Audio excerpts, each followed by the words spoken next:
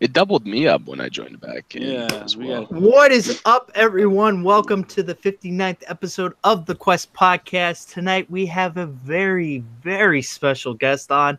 We have Sir MonkeyPunch. What is up, dude? What's up, Dark? Nice. Thanks, guys, for having me on the podcast finally. I've been waiting for this day for a long time. Yeah, man. I'm happy to have you on, dude. It's going to be a fun show tonight. We got a lot of things to talk about, so I'm going to get right into the panel. Remix, what is up, dude? I think Remix is having some issues over there because everybody in college is watching, the NCAA basketball stuff games going on, so it's March Madness. I can hear. Oh, there you go. Like on my end, you're botting for me, so I thought you were still like introducing. What is going on, everybody? Remix here, back for another week, ready to get it on into things. We got a lot of topics. These connectivities don't persist for me, but on into it. All right. And I'm sure I'm botting. Yeah, you are botting. You're botting, bro. Sir M. Baines, what is up, dude? What's up, everybody? Glad to be back. Life got in the way last week, but back, and I'm glad to have MonkeyPunch here. I know, man, dude. I missed you last week. I was like, man, I need some Baines time, Baines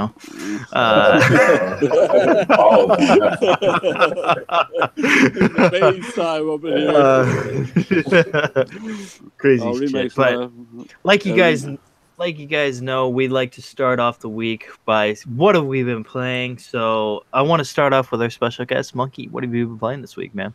I've been playing a lot of Monster Hunter, PUBG like usual. I just picked up the Darwin Project. I'm playing that, checking that out.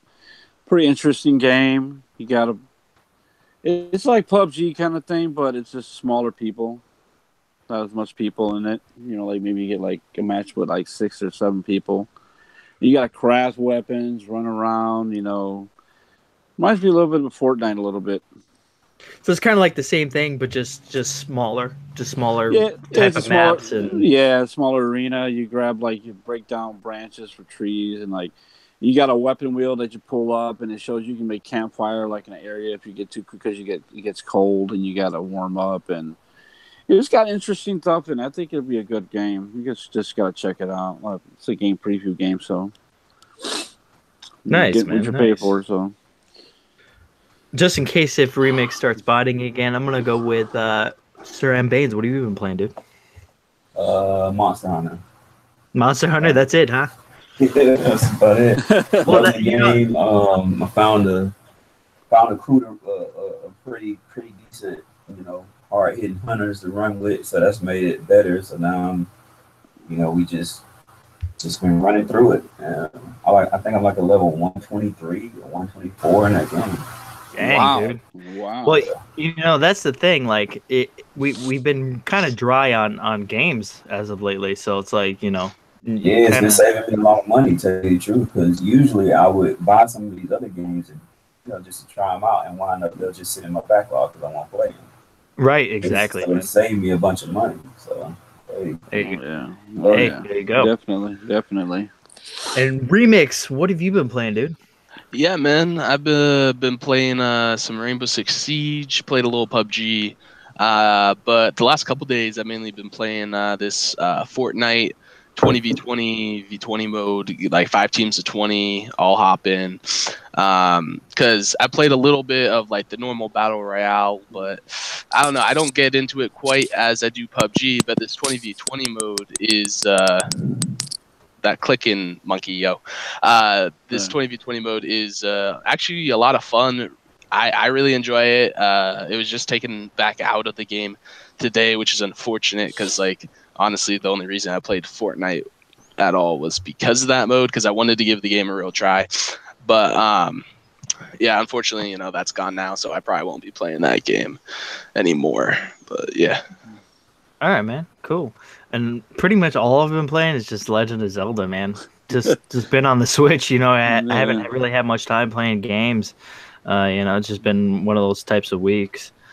I think me and Monkey dove into some Monster Hunter. I think over the weekend or something like that. We did Yeah, on the weekend. Yeah, we did. on the weekend. So I mean, that was pretty cool. That was fun. Oh yeah, yeah. Great time, dude. It was just a great laugh playing with you. Yeah, I know, dude. God, we had so much fun. We kept getting killed by that freaking bird. Oh my god, that shit was cracking me up. Yeah, dude. That game is pretty cool.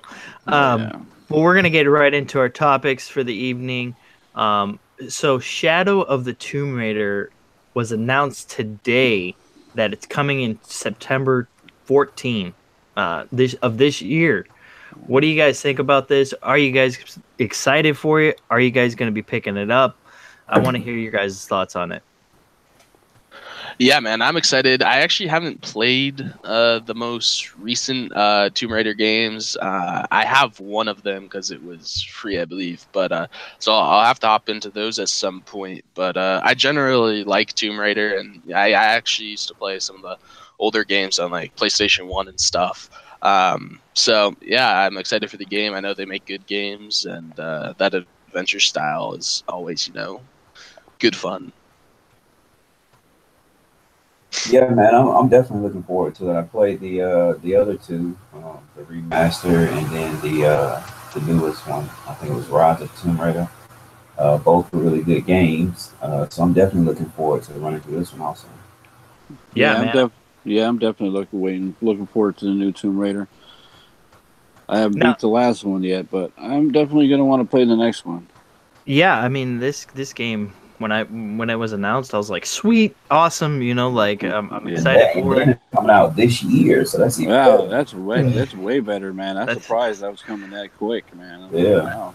So you got a hard hitting year, especially a hard hitting fall. You got Tomb Raider, you got Red Dead Redemption. Yeah. I mean, yeah, you got a hard hitting fall coming up.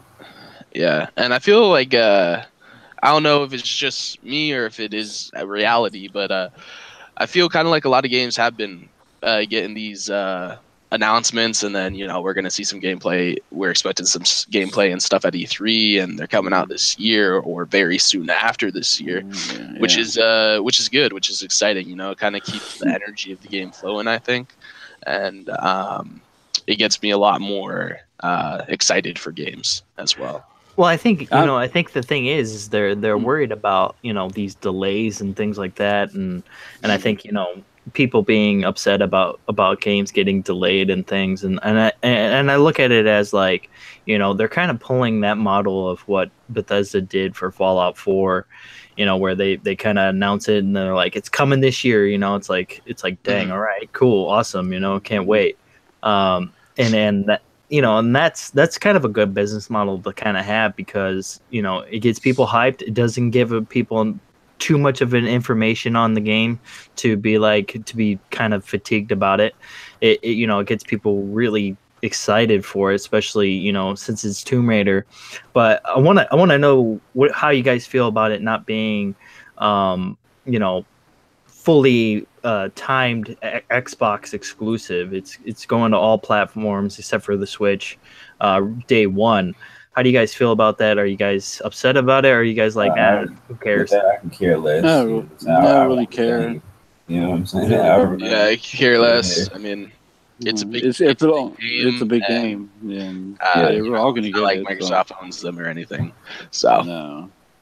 I think I learned their lesson from the last time they had a time exclusivity with the game. I guess they just didn't really help the sales when the PS4 got it later. So I'd rather have it. I guess they'd rather have it all at both platforms at the same time. Well, yeah. I think it makes more sense that way because of the fact that man, that game didn't sell as well. Like Rise of Tomb Raider didn't sell as well on the Xbox, and then it didn't sell that well on PlayStation. It was just like I think they learned their lesson. They've kind of taken some cues from what happened there and said we can't do that again, and it makes sense. So also you have to take into consideration this is the year of Red Dead Redemption, so they definitely don't want to come out with any type of exclusivity. They want to give their game a broad range of consoles, whatever. Yeah, release and this isn't a game that needs to come out on one platform and move to the other. Some games have to do that because they need to release on one platform in order to get funding, and and then they can release on the next platform. But this game isn't a game that needs to do that. It's big enough, and it'll have enough funding because it has Square Enix, behind it. Yeah, definitely. Yeah, I think that's actually what part of what happened with the last game is that Microsoft helped kind of fund that game, or the rumor is that it would have been like episodic had Microsoft not stepped in, and that's kind of what got them their year exclusivity. But just like the Hitman game. Yeah. So Ted Henderson asks in the chat, is that Tomb Raider movie based on the game? Actually, yes, it is, but it's actually a it's kind of its own twist on the 2013 game. Or was it 2013? No, it was 2009. I think it was 9. 2009. Yeah, it was before the Xbox One and Xbox or PS4. So yeah, it's based on it, but it's kind of its own little twist on that game. It should be pretty good. I mean, I heard some good things about it. A lot of people who I know in the film industry said it was a good movie, and they like video games too. So is this the one where she actually kind of realizes she's the Tomb Raider now? It's like coming into the Tomb Raider, because I think the last game. I think it's more like this one. You're talking about the game, yeah. This one is actually like the ending of the trilogy of prequels. Like it's what's gonna happen from now on. Like that's why they have a photo out there where she's wearing her signature kind of like shorts and a black tank top and things kind of like that. Like she's coming into the Tomb Raider, into her own as the Tomb Raider, and I think it's gonna be a good game, man. I mean, I'm excited for it. Is it the same actor, the person that played Tomb? I mean, Laura going to be in the new game, or? I'm pretty sure. I mean, I can't see them changing her. I mean, I can't really see them changing her too much in terms. I mean, we really don't know. That we just got the little teaser trailer, and then they're like, April 27th. April 27th, we're gonna show you guys more, and then they said the date of when it's coming out, and that was about it. Okay. Yeah.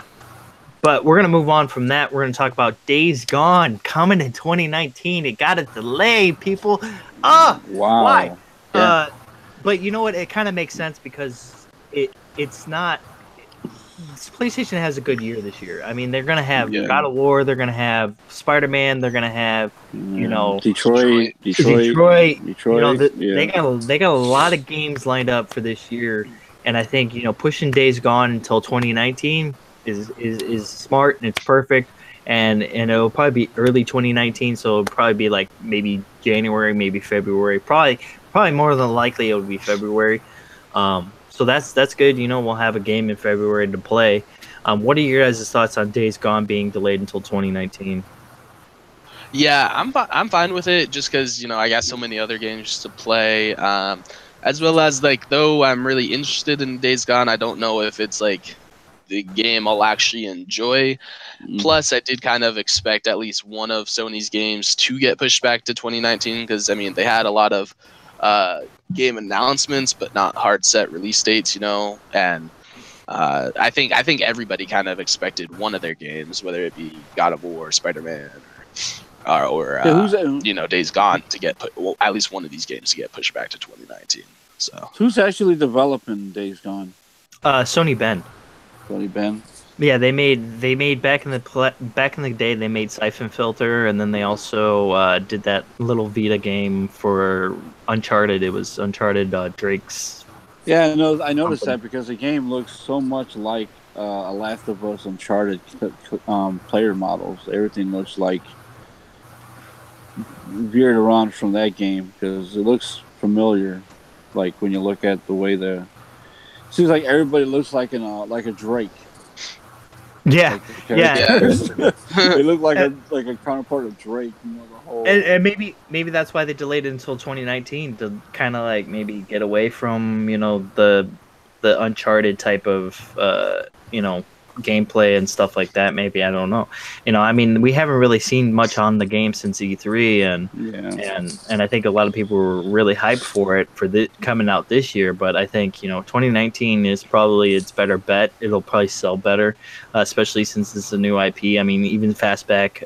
Shout out to Fastback in the chat.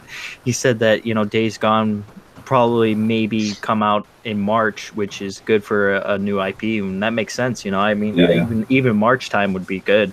Definitely. And I mean, they just have such a hard hitting year. I mean, as far as like big IPs that's coming out, your Spider-Man, God of War, Detroit. So I don't think this game's gonna make a difference if it's delayed. They're not gonna. It's not gonna make everybody all mad about it. They got just like they ain't got any games to release. Just throw it in the back burner for 19 and do what they got to do to fix it. Yeah. And even though referring to sameness, even though like God of War and State of Decay, I mean it's not State of Decay. Fuck, what's this? Detroit? Days Gone is called. Gone. Even though they're different, they have different premises and such. They are both, very story-driven, single-player, kind of action-adventure seeming games. So, to push one of those games back also makes sense because you don't necessarily want two of those games releasing in the same year, Yeah, I just want to know what kind of gameplay they're going to have. Like, what's, like, the gameplay, like, the mechanics, like, what are you going to have, the craft stuff, and... Yeah, I mean, that's actually what I'm most excited about in Days Gone is that kind of using the environment of like the zombies like blowing up a fence and attracting these zombies to an enemy camp, to take down this enemy camp. Those are kind of like the mechanics I look forward to most in that game, and I think that are going to make it fun and to play around with, So their 2019 is starting to build too, because you got to think of Ghost of Tsushima. Yeah, that's probably going to hit in 2019 also. So they're already starting to build a decent catalog for 2019. And a lot of people are predicting that The Last of Us 2 will come out in 2019 as well. So I mean, that's possible. Well, I'm calling 2020, man. Like, I would think that game's still early in development, and as I just said. They don't even have any gameplay of it. They just had a CGI of it. That's all they got. CGI. Yeah, and as I just said, and as Monkey referred to, these games are Days Gone and Last of Us. I mean, well, first off, they're not zombies in Last of Us, but I mean, they're both zombie-ish games. And again, they're both that single-player action adventure, So, I don't see those games releasing in the same year. Yeah, and that's the interesting question. If they do put these games out at the same time in the same year, it's like conflict, man. Yeah, that's going to be too much conflict, and I have to agree with you, Remix. I don't think Last of Us is coming anytime soon. I could definitely see it 2020, somewhere around there. Probably even right before the PlayStation 5 or something like that. Like I might think it might come out to PlayStation. I mean, hell, 5. they can push this back and make it a launch title. You never know. Companies also change their plans as new stuff comes up. So they do. If they launch Last of Us 2 and Death Stranding with the console, that would be stupid. That would be nuts. Because we don't even know what Death Stranding's ever coming out. We have nothing. We don't even know nothing about this game. It's just one little trailer. Death Stranding is coming out in motherfucking 25. It'll come out when Hideo Kojima actually wants to work on this game. You see him tweeting all over the place, but you don't see him actually making his game or like showing any progress. And that's the thing. We just don't know about some of these other games that are coming. But we're gonna move on. We're gonna talk about State of Decay 2. Man, we got so much to talk about on State of Decay 2. We got a collector's edition coming, which doesn't have the game with no game in it. Yeah, no game in it. But we also have the 25 minutes of co-op play, and we also have a 22-minute of single player gameplay. And man, does this game look awesome! I cannot wait for this game, man. It does. It looks great. Like I'm buying the $50 version just because it looks I just want to support these guys. Undead Labs, they like, this is the first time I've ever really kind of seen like a developer come out and really talk about their game like they have been. I mean, these guys have really been pushing this game out there. I mean, even if you go and look at their YouTube channel, like, dude, they've been putting out videos pretty much almost every day, or at least every week, about State of Decay 2 and kind of getting other people's thoughts on, like, questions and things like that. And man, these guys are just, killing it over there at Undead Labs and kind of pushing their game out there. But what do you guys think about State of Decay 2? Yeah, I love the gameplay. I watched that video, man.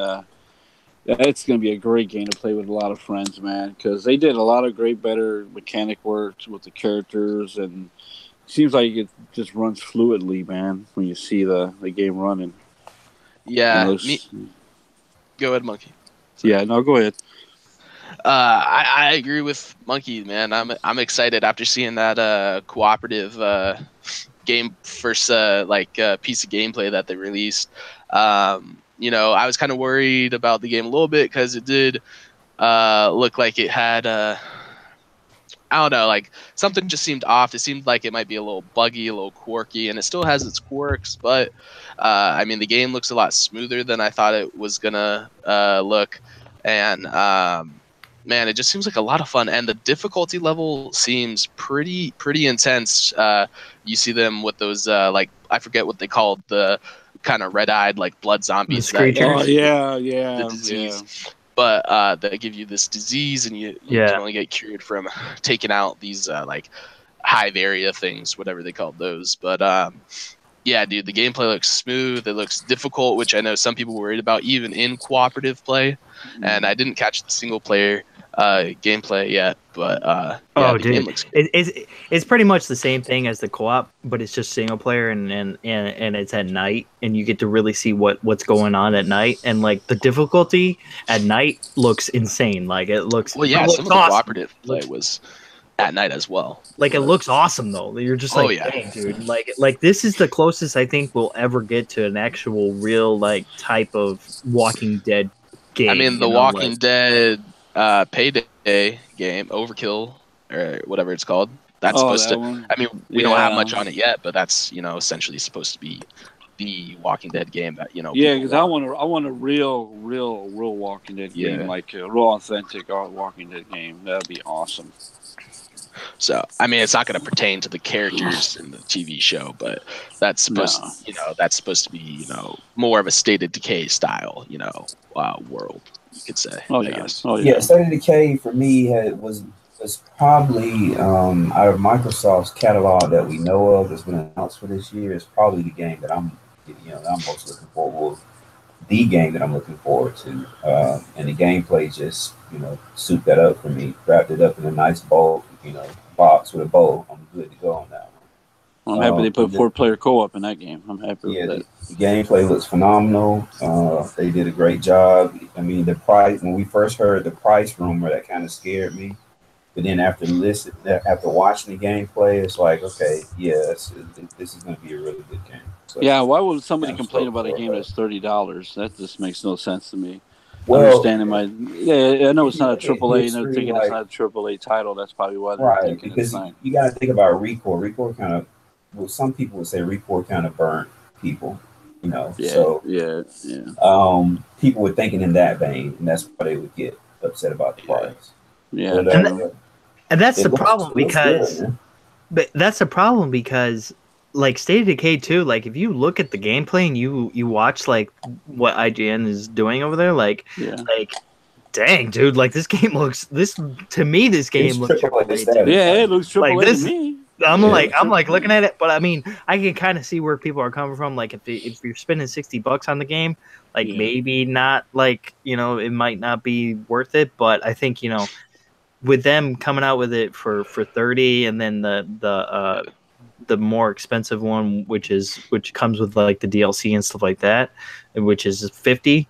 Like, I mean, you're definitely gonna get your money's worth, man. I honestly cannot see anybody picking this game up and not playing it for a long time and really enjoying that game, because it from what I've seen, man, that game looks awesome, and I cannot wait. I'm so hyped for it. Like Oh, I'm more yeah. hyped for that game than I've been for any other exclusive on Xbox, and that's saying something because Undead Labs is really pushing this game out there, and it's awesome. And you hear more about this game than you do with Sea of Thieves. Like I'm like, dang man, I've heard more about State of Decay 2 than I've heard of in a fucking Sea of week. Thieves. Yeah, Sea of Thieves yeah. or Crackdown 3. I'm like, where's Crackdown 3? Like why haven't we heard anything about this game? Well, that's mainly because it's an I would say that- IGN first. You know, when I would IGN say does that- this. I wish State of Decay. Oh, I'm sorry. I No, wish you State go of ahead. Decay. I wish State of Decay was actually coming out the same date as Sea of Thieves was. You know, we got like 6 more days for Sea of Thieves. I wish State of Decay was coming out in like 8 days or 5 days. That would give us so much more hype. You know, like let's go play some State of Decay. Everybody just drop in 4-player co-op. That's just gonna be so much fun. Yeah, but I think the reason why you're seeing a lot of it now is because it's an IGN first. They're putting out a lot of stuff about it. Yeah, I think Sea of Thieves had an IGN first also. So yeah, I think they did too. Yeah. That's probably why it's so much. I mean, it's so prevalent in the news right now. Yeah. The game looks great. One other thing that we have to really touch on is that this game is not going to come with microtransactions. Thanks to Fastback in the chat. Thanks for bringing that up in the chat, man. Appreciate it. Because I was going to talk about that. No microtransactions for this game. Like that's huge, man. And even the developers have said it. If you watch their videos, like they said, there's no microtransactions in this game. We're really focusing on paid DLC, which is okay. I mean, as long as it comes later on down the line.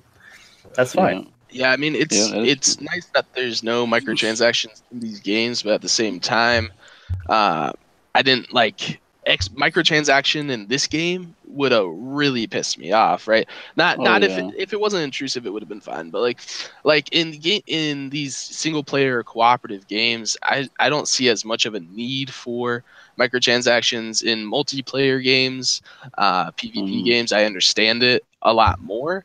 And the fact that microtransactions even have the ability to come into these more story-focused or world-focused games kind of bugs me. And that this is now a marketing scheme for various companies, because a lot of companies have said it. I can't remember who it was, but somebody was like calling out, and no microtransactions in our game. You're a fucking single player game.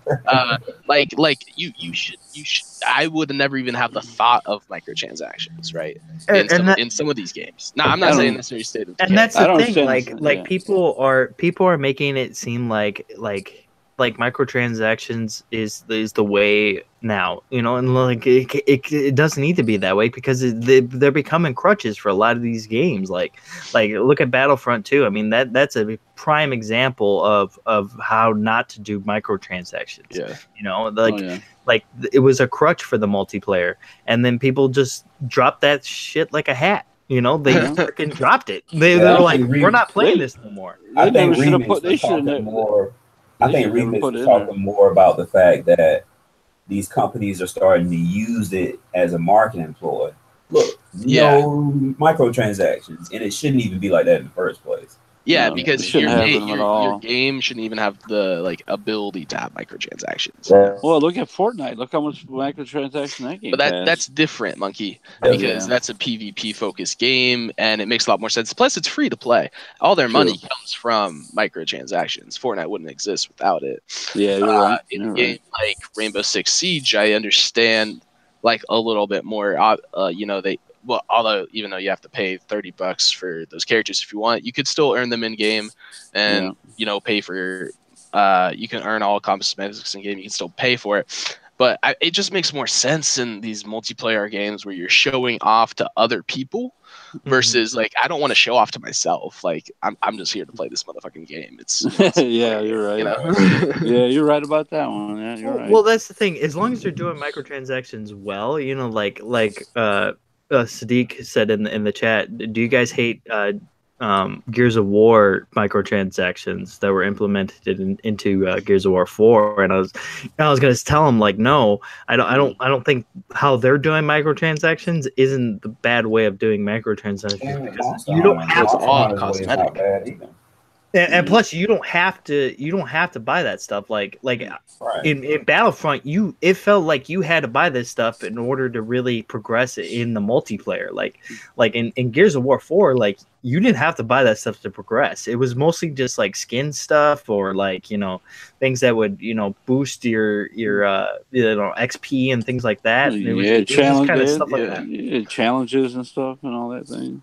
Yeah. I mean, the most universal, like, I think best example of how to do microtransactions that people often refer to is, CSGO. Obviously, it has this whole gambling thing on the other side, but like just for the game itself, the way it's just cosmetics, and cosmetics are fine because they're not game changing. They're just cool. True, right?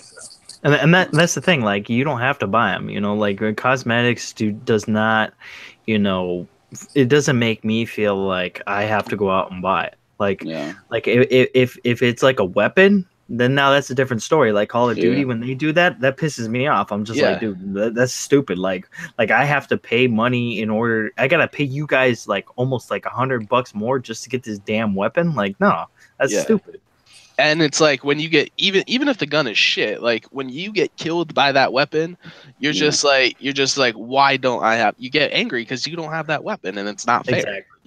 Exactly. It's like I think of it like Destiny. Basically, Destiny is one of the prime examples of that microtransaction stuff with the the bright Ingrams, and every time you have to get certain stuff. Oh yeah, Destiny. Yeah. Well, the way they did that was kind of sketchy, but at least all their items are still cosmetic. Yeah, mostly armed cosmetic. Yeah. Right. Yeah, I think they've actually changed that now. Have they? I don't think they have it. I haven't played Destiny in a while. I haven't played in a while either, so I don't know. So yeah, from what I heard, they don't have them anymore. But any other thoughts on State of Decay 2 before we move on? Oh yeah, for the collector's edition. Oh yeah. Do you guys want to talk about the collector's edition? What do you guys think of that bust, man? That zombie head. That's horrible, man. Come on, $150 for a collector's that doesn't even have your fucking game.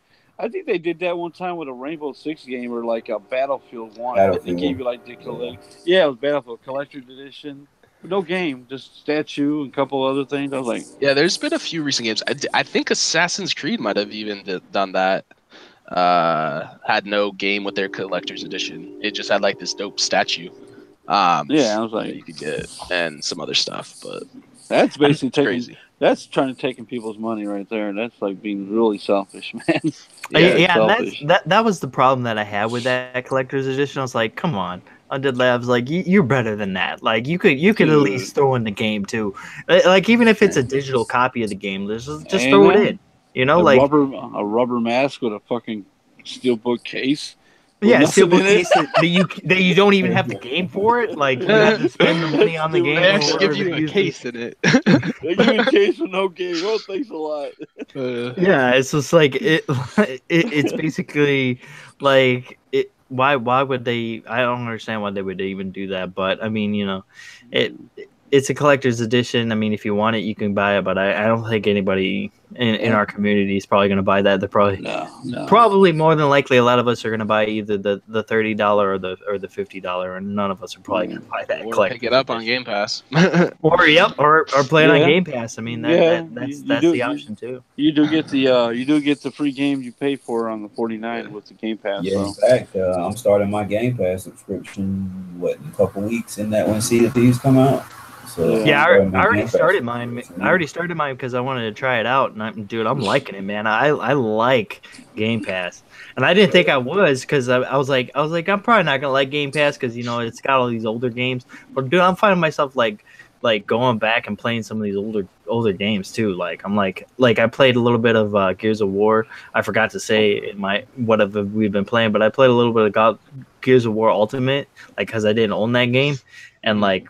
I went back and played it, and it's fun. Like it works, and because you download the game instead of streaming it, so it's Do they have Judgment on there? Do they have Gears of War Judgment on there? They do have Gears of War Judgment on there, yeah. Yeah, they do. Yeah, that's what I like about Game Pass. It's got so many, so much, like variety of games to play. There's games in there that you might not even thought of looking at or even playing. Yeah, like Matt's Personal Brotherhood. I've heard a bunch of good things about that. Oh, I love that game. That game was awesome. I can't believe. I'm sorry. That's one of the games I'm going to play. That's one of the games I'm going to play when I do start my subscription. And also, if they get good games in there that maybe skipped out on or you missed because you were younger or whatever, that's also a good way to go back and play some of these older hits that are worthwhile. Yeah, they give you so many different categories of games to play. That's what I like about it. Mm-hmm. Yeah, and that's the beauty of it. But we're gonna move on. We're gonna talk about Decay of Logos. It's a Nintendo Switch game that's coming to the Nintendo eShop this fall. What do you guys think of this? Did you guys check out that trailer? Did you guys check out the article? I looked at the trailer. I didn't really have too much time to look at the article, but I checked out the trailer, and man, the trailer looked cool. But I was thinking to myself, like, I was really thinking Breath of the Wild when I saw it. Me too. Oh, yeah. That's good for me then. Shoot. If it's like that, I'll definitely buy it if it's something like that. Because I bought Oceanhorn, and that Oceanhorn reminds me of Zelda. Well, it didn't necessarily. I mean, it didn't look as smooth and stuff. I mean, even the character looked a little linkish, like like I'm not gonna lie, like this game I was like, this looks kind of like a Zelda ripoff. Like it looks pretty, like the game does look pretty, but from a little bit of gameplay it did show, it seemed like a little slow and I don't know, just not up to my pace, I guess, personally. But I mean, it doesn't look like a bad game. I'll keep my eye on it, see if it improves and progresses at all. It's probably worth I mean, it might be worth picking up if you do have the Switch, but it'll probably be a pass for me. Yeah, see, I read the article. I didn't see the trailer, but if y'all are saying it looks anything like Zelda, I'm in. And the article had me. The article had me, super interested anyway. So I'm gonna go back and check that trailer. Yeah, I missed out on that trailer. I didn't see the trailer, but if it's like if it was like Zelda, dude, if it's got inspiration of Zelda, I'll definitely play it. Yeah, it definitely has that feeling. It kind of looks like that, but I mean, it's definitely its own game too. I mean, it's not like completely like Zelda. It kind of mixes Zelda with Dark Souls kind of in a way, like just like the way the mechanics kind of look. It looks like it might be a tough game too. So I mean, that's good. The gameplay itself didn't necessarily remind me of Zelda, but just like at first glance, like like this character pops up and you're like, looks a little bit like Link, like damn, rip off a Link, huh? I don't know. That's just the feeling I had, but yeah, I mean, it's coming out this fall, so I mean, you guys can try it out, or hopefully maybe they'll have a demo for it. But if there's no other thoughts on Decay of Logos, we're going to move on to Earthfall. It's coming this spring. Did you guys check that out? What did you guys think of it? Let me know. Yeah, I did check it out. Honestly, the game looks pretty cool. It's looks like a cooperative. You're fighting some kind of alien creature. I don't know if it's. Did you get Left 4 Dead? Yeah. I was gonna get. I got Left 4 Dead. I don't know if it's supposed to be more of like a wave system or more of like you progress through the level, but definitely a little bit of a Left 4 Dead vibe. And there's a lot of games coming out like it, and I don't know if this is like the most pristine game is coming from PC. It looks like it could be a little older looking, and with games like, I mean, I haven't played because we had issues that one night. We didn't really get into Deep Rock Galactic, but like, even though different premise and art style, not totally a different game. That game by the Payday developers, like GTFO, that's going to be coming out, has a similar, cooperative fighting waves of stuff progressing through this level. And so there's a lot of these cooperative kind of fighting aliens or zombies or something like that games coming out, and so I don't know if this game is going to be successful when you have all this competition in the near future and even coming out now.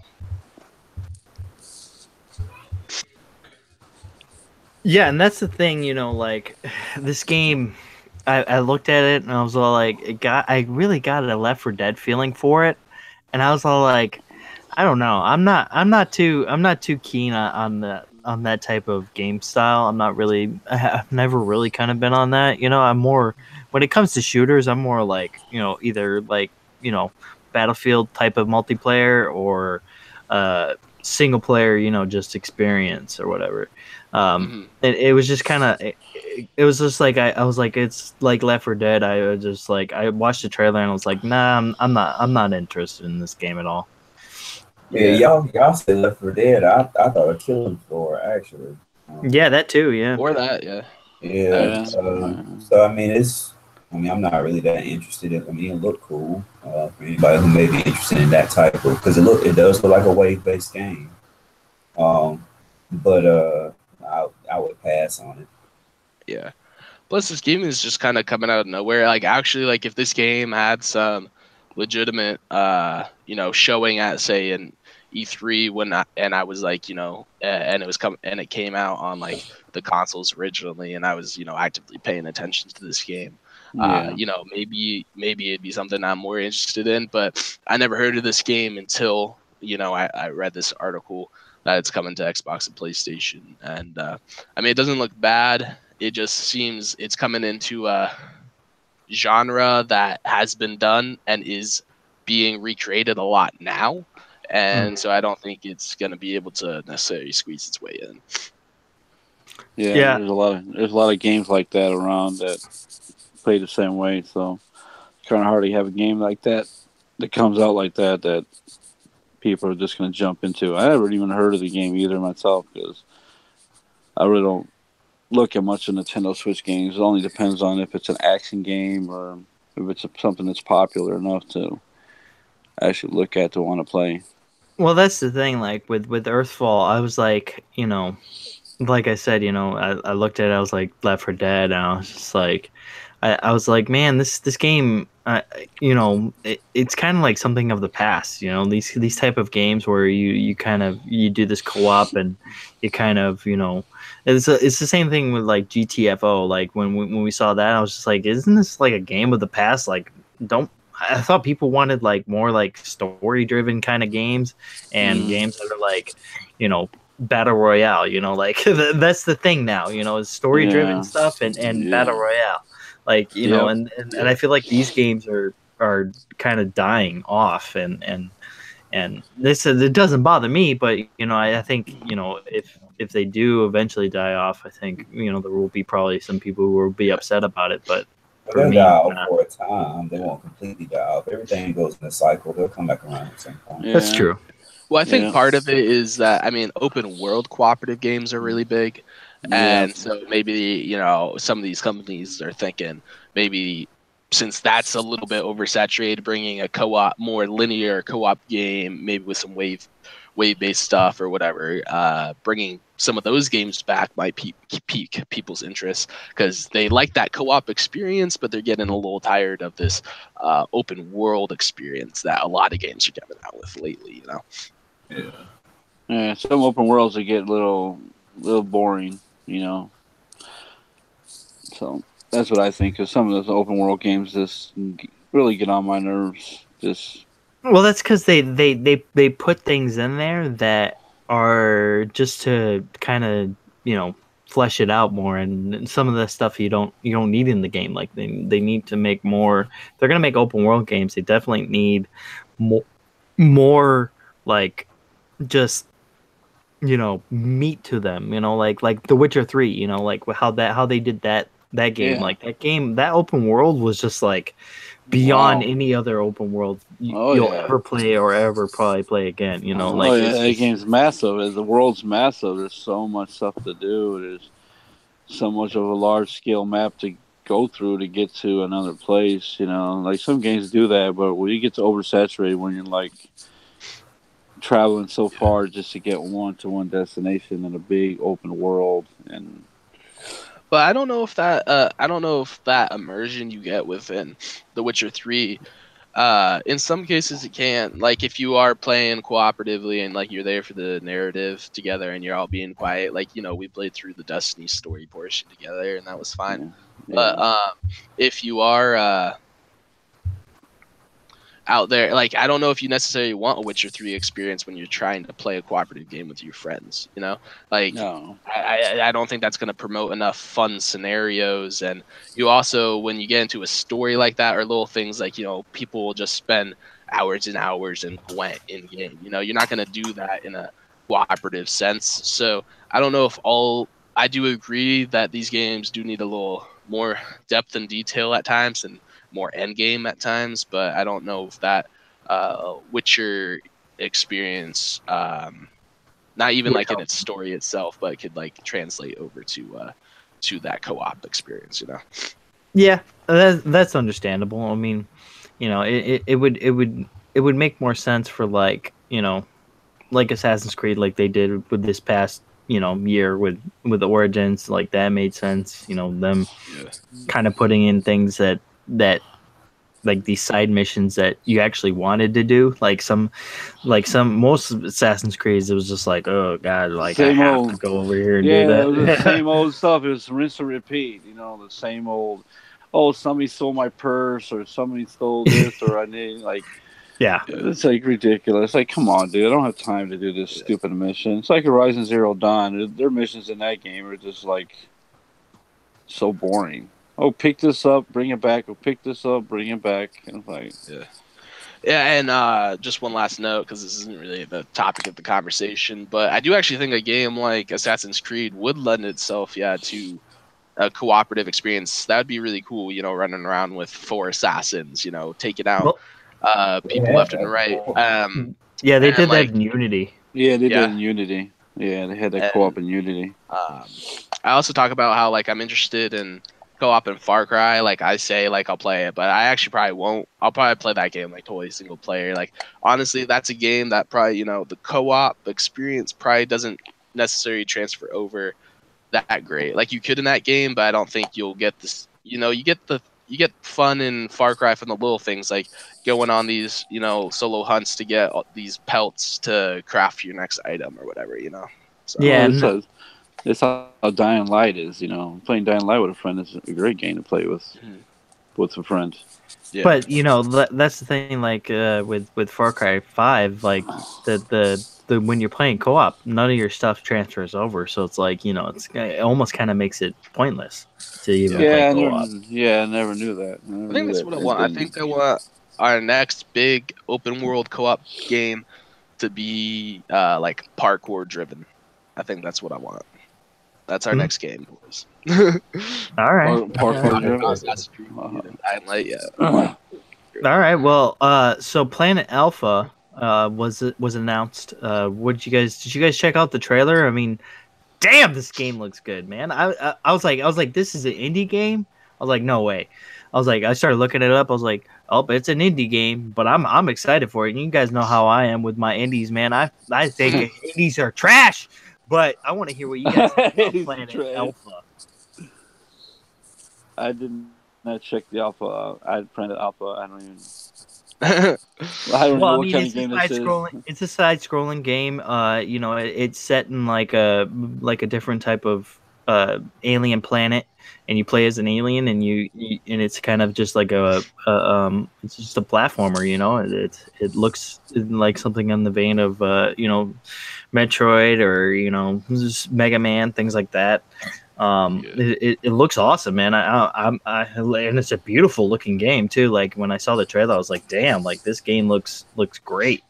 Yeah. And the world is absolutely beautiful, but one of my problems is actually kind of plays into the beauty of the game is the camera. The camera to me seems so far zoomed out, and the purpose of that is in order to get the whole background of like the sky and stuff, because there's stuff happening in the background and it's all beautiful and stuff. I think that's the reason for why the camera is zoomed out. But that zoomed out camera, I don't know if I could play that game. That might like that might really bug me, and kind of bring me out of the game actually, Well, because I'm so far away from my character. The article mentions something about manipulating the world as you try to go through it. So like you can change it in some sort of way. So that may be the reason for that camera angle, so that you can see what you're doing when you're manipulating whatever area you're in. That's part of the gameplay loop. So this we'll just have to see. I'm very interested in the game. I mean, I enjoyed the trailer. The article got me interested. So, I'll be definitely looking into it when it comes out. Yeah, definitely recommend everybody check this game out. It looks awesome, man. And you know me and in my indies. If you guys watch Quest, on a daily or on a weekly basis, definitely you know how I am about indie games, and this game looks awesome, man. I'm honestly gonna be keeping my eye out on this one, and I'm probably gonna pick it up when it comes out. So, I'm gonna shock with that one, Dark. I know, right? I know, man. I surprised myself today. I was like, what? I don't like indie games. Get out of here. Go back home. Get out of here. Get out of here. We're gonna talk about new Xbox avatars are coming in April. What do you guys think of this? Are you guys excited for avatars? Are you guys like, man, just stop, Xbox, stop giving us this craziness. I'm more on the stop. Yeah, that was in the 360 era. I don't think anybody cares anymore about that anymore. Come on, put those resources that you put towards doing this or something else. Yeah, I mean that'd probably be my main issue, resources. But fact is, I don't know how much resources that really takes to make that. Maybe some. I mean, I'm sure it takes but Microsoft probably has resources to spare. My thing is, I think it's fine. The more little customization and stuff you add, people like that shit. People are less focused on avatars now though, because you can just display a custom gamer pick. So I don't see avatars being that big. Like nobody pays attention to that. Although I do think if the avatar was the main scene, people would like that extra customization. It's no different than say your Bitmoji for Snapchat. They updated that and you can customize that more now. So I think people like that stuff, and people definitely spend time, at least on the 360, put some time into their avatars, I feel. So yeah, and I'm sure you'll see some people use it. And that's the thing. I think there will be people who are out there that will use it. I think there will be people that probably will just be like, who cares? They'll probably just make a generic avatar and never touch it again. But the upgrade of the avatars, it looks awesome. I mean, they look like Pixar characters. I was just like, dang, I was like, they upgraded. They upgraded them, but I mean, like Bane said, I mean, I wish they would really put their resources towards giving us more games, man. Come on, Xbox, give us more games. Story-driven games with Xbox. That's what we need. That's what we want. That's what we need. Yeah. Come on now. Yeah, and I don't want no avatars, no more controllers. Just give us games. That's right. We're gonna move on from the avatars. I mean, that was just a little topic right there. But this is kind of a pretty big topic. I don't know if you guys heard anything about this, but the Xbox is having, Microsoft has big changes for the E3 floor and E3 period for Xbox. It's still going to be on Sunday, but they're actually doing it from the Microsoft Theater, and that the LA Theater, right? Yeah, the LA Theater. Well, it's owned by Microsoft. They own it. They own it, and it's interchangeable, so they can change it out and take seats out and do whatever they want with it. And I think they're gonna. And from what Phil Spencer said, I think in a tweet he said that there's going to be this is going to be Xbox's biggest year. But I mean, I think they kind of always said that, but I think every time they do say that, they actually really mean it. It'll definitely be a good show. Yeah, I think moving to this bigger space. First off, I think it just says a statement that we're here, because people often last year Microsoft's floor space was not that big, and honestly, I was there. Microsoft like actual floor showing at E3 was, I hated its setup. It was a piece of shit, honestly. But I think so. Moving to this bigger space, I think is definitely good. I think it shows a statement that, yo, we're here, we're big, we're gonna have a presence this year. Not that they didn't have a presence last year, but more of a presence. And I think they have a lot of announcements that fans have been waiting for. We've heard that they've been acquiring some various like game studios and stuff. Like, so maybe this will play into that announcement a bit or something. I don't know, but those are things like fans, at least the hardcore like us, have been wondering and thinking like, when are they going to show that? Because there's a few weeks ago they said they had some big announcement, and it wasn't about game companies, but people thought it might be. So yeah, and they can also just do a lot with the space. Really give each game its own space. Do a lot with VR if they decide to do stuff with VR at E3, which I'm sure they will. So it's exciting. Yeah, and that's the thing, like when I saw this and I read the article and then I started watching videos on it, things like that, and hearing people talk about it, it sounds like to me that what Microsoft and Xbox is thinking is having, where they're showing, and they're showing, they're able to control a little bit more on what they're doing. They're able to kind of like, have a bigger space to reveal, their games, and it sounds like from what I'm reading and what I've been hearing, there's gonna be, it sounds like they're gonna be some announcements of some of these first party games, and that's what I'm excited for. If that is true and that is really gonna happen, that's gonna be awesome, man. I can't wait for that. I mean, I think E3 is gonna be probably the biggest E3 it's ever been, to be honest. I just want them to wow us, man. If they're going to do all this floor space, man, I just want them to, if they're acquiring the studios, show us something and say, hey, man, we got games, man, we got games coming, everybody's been waiting, all the promises, and we got the new hardware, man. We just want some games on that new hardware, new IPs on that new hardware would be awesome. Yeah. Well, I think the overarching statement here is the pull away from E3. A lot of people are starting to. Because it's still right there. But it's not. It's kind of like EA's thing is there, but it's not actually a part of E3. It's just during. See, in my opinion, I actually think E3 is expanding, is getting bigger. Sure, it may be Microsoft's own place, but it's still in the area. I mean, if you spend one day, most people spend a day on a Nintendo stuff, spend a day on PlayStation stuff, But you spend a day on about Xbox stuff. So like that, you can just spend a day over there at the Microsoft area. You got to think about it as far as revenue that they're getting. Microsoft is not paying them for that convention conference they're having at that stadium or whatever it is. Microsoft's not paying them for that. They're paying them for their floor space. That's it. Yeah. And the same with EA. And that's why I said it's more of a statement that people are starting to slowly step away from E3.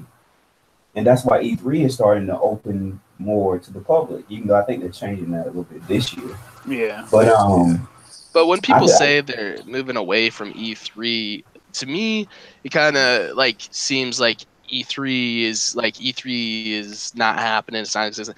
It may not be called E3, right? In the future, in 5 years, if all these companies decide to leave, but I feel like all these companies have to at least stay in the same kind of area for this big event. And they have to make it easy for customers to come to it. Yeah, because they can just have their own little spot for everybody, just to see all what they're going to show to everybody. Just like everybody has their own floor. I mean, their own Sony, like Nintendo, and everybody. Right.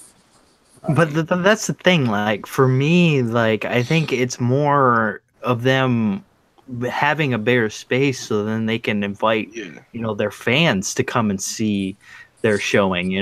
Have more people for their what do they call Their it? The fan fest is pretty fan big. fest. Yeah, have they're their gonna fan grow fest be that bigger. a lot. Yeah. Yeah, And and even most of these companies, if you notice, they're using the entire year to announce their stuff. They're not just waiting for E3. Like Shadow That's of true. Tomb Raider would have been an E3 announcement, and it would have been a huge one, but they decided to do it beforehand. You know what I'm saying? So a lot of people are starting to use, the the internet, social media as an avenue to get their word out apart from E3 because they don't want to spend that money. Well, I think a lot of it has to do with us as gamers and just people in general. We want our stuff now. We want to know what's going on right now. We don't want to know what's coming in the future. We want to know what's coming now. We want to know Yeah. We want what's coming down the stuff. pipeline. Yeah. Because I mean Which honestly, we haven't really heard any announcements of what's coming out this year. I mean, we haven't really Yeah. heard of anything that. I mean, what do we had in February? We really had a dead month. I mean, it's besides for Bayonetta 1 and 2, which was a port of both of those games, we didn't have crap. And then now we're finally getting, in March at the end of here, we're getting Ni no Kuni 2, which I mean, I might play that. I mean, why not? It's something just to play. And then we get Far Cry 5, and things like that. It's like, we need to know, when these games are coming and I think, these companies utilizing the social media and utilizing, just the internet in general, is brilliant. It's smart, especially, look at what we were talking about earlier, with Undead Labs. Like, I mean, what they're utilizing their YouTube channel, like the most I've ever seen any other developer do. I mean, at least in my eyes, I don't know if you guys know anything else, any other companies that have done it, but I mean, to me, they've been really utilizing their YouTube channel to really push their game, and that's brilliant. That's great.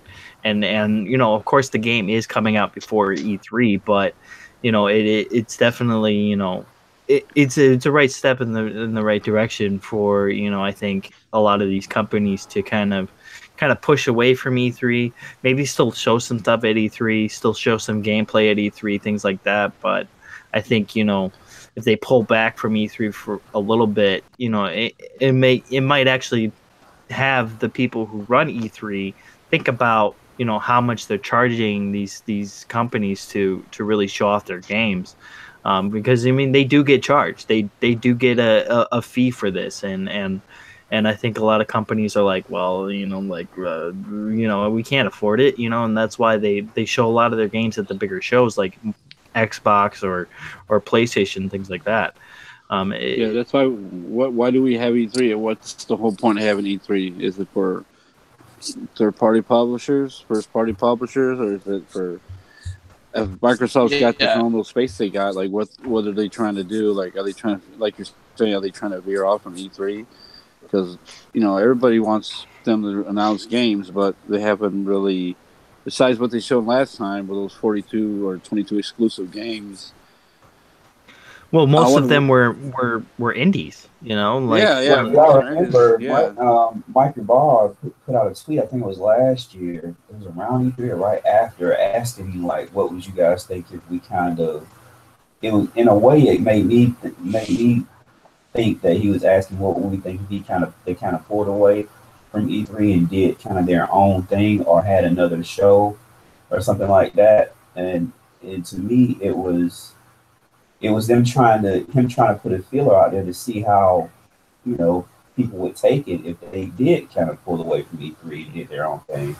Which I think inside Xbox, even though people shitting on this last showing, is inside Xbox is a part of that whole is a part of the whole plan, a whole larger plan to get their information out instead of just focusing on E3.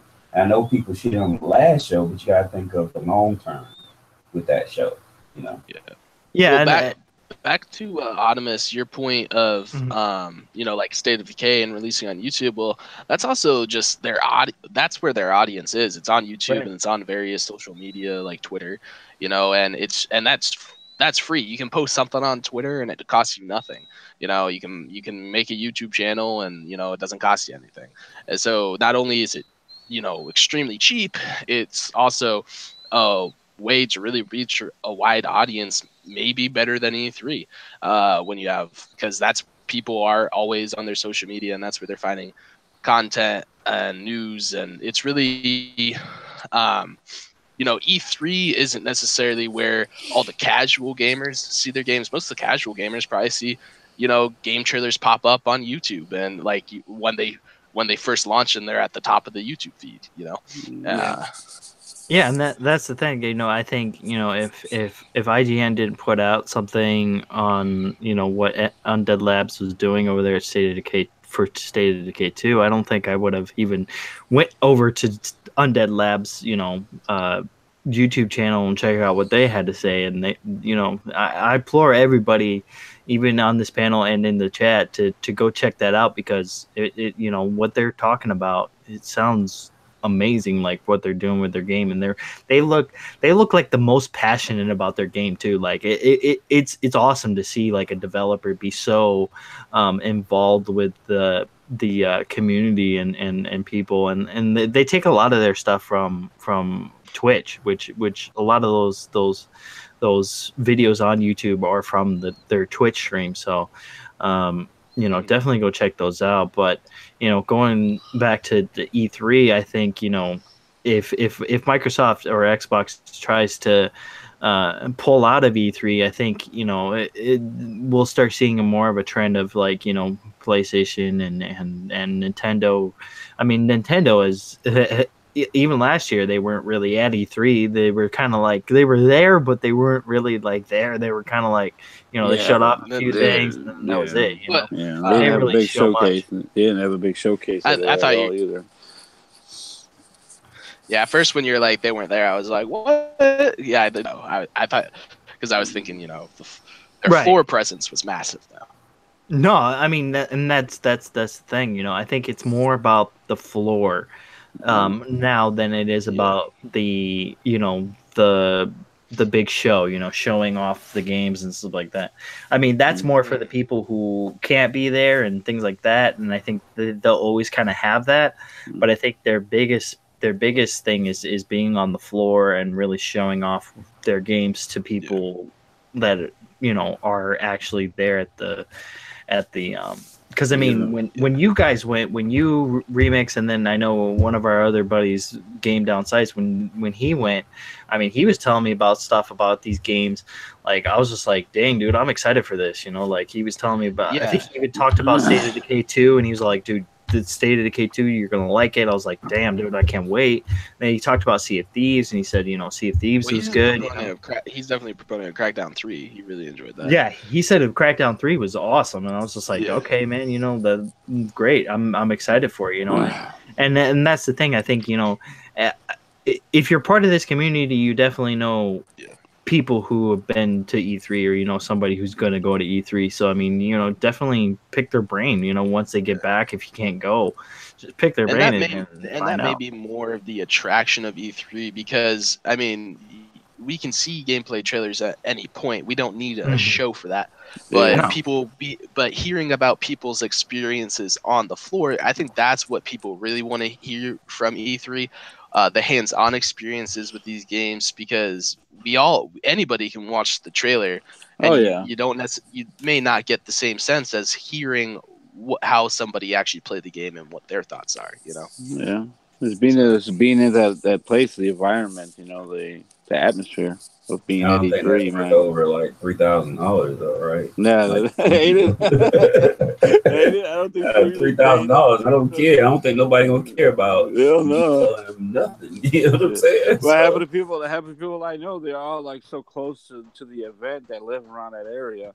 Right. It's like, it's easy for them to go because they're like right in the general area that gets to E3. Right. Know? Like, most not me. I live in LA, you know, or near it. I live in Chicago, so that's a pretty far distance away from where I'm at. Yeah, and that's an expensive plane ticket and expensive travel. Oh yeah. Yeah, so I Oh, mean, yeah.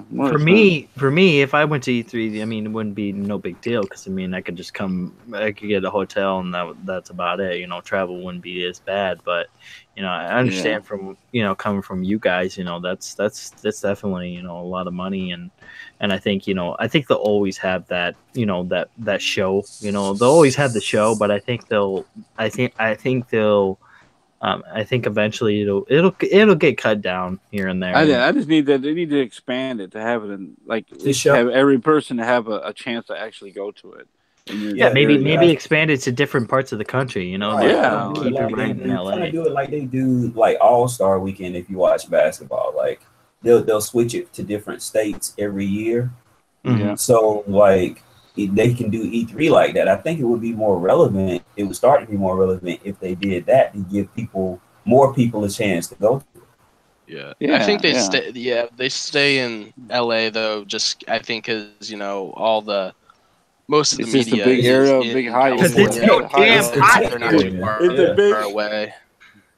It's because it's too damn hot in Georgia. Damn it, in the summertime. Or is it too damn cold in Chicago for Nah, that to come out here? I think it's just. Well, I mean, weather could be a factor, but I think it's just that all the media is there, so Yeah. it's easy for them. Dark, we got to write a petition, man. Just like Sony does with every game. Oh, we're gonna petition you got to get this game off to your platform, like PUBG. We want PUBG on PlayStation. I'm like, why? Why do you?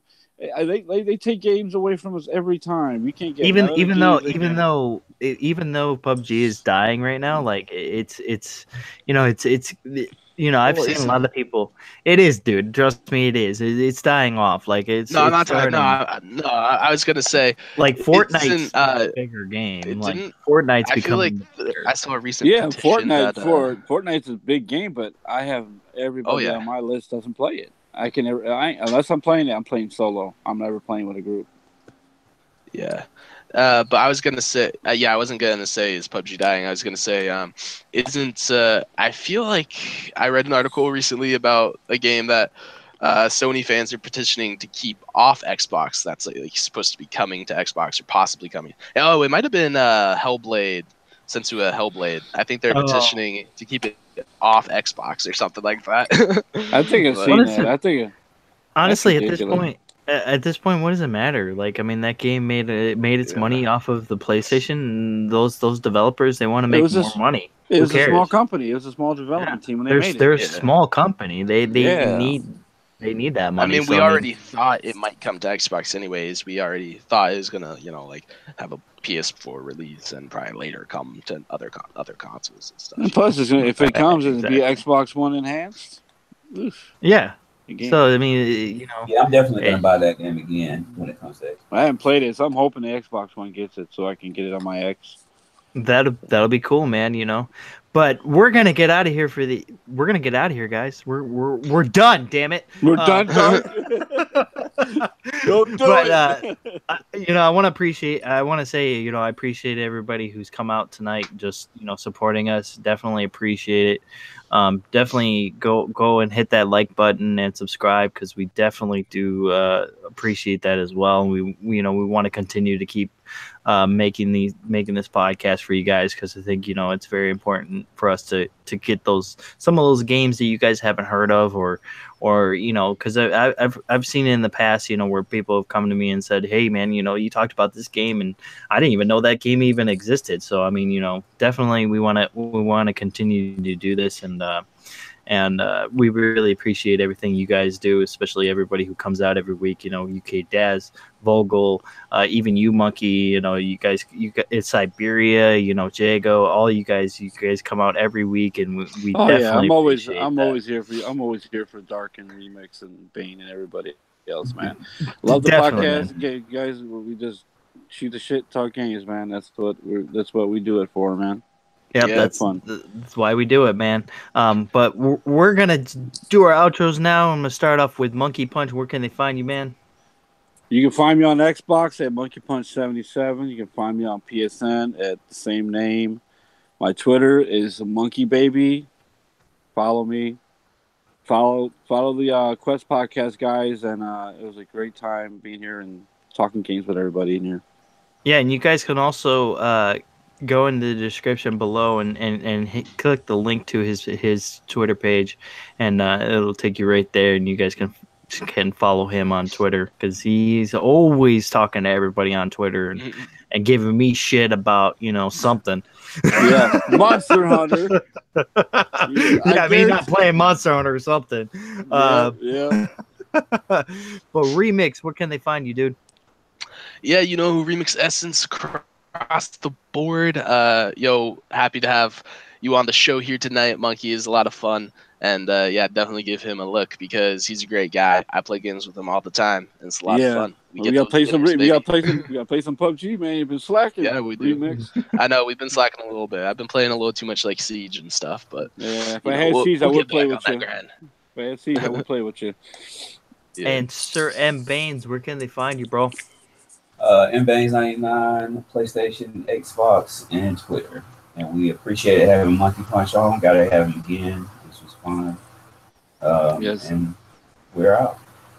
Definitely. And I was your host for the evening, Dark Optimus. You guys can find me on Twitter at the same name. You can also find me on Xbox Live at that same name. And you can also check me out every Saturday night on the next podcast at 7 p.m. Eastern, 4 p.m. Pacific. And you guys can always find me here having a blast on the Quest podcast. And we are out, people. Have a good night. Peace out, everybody.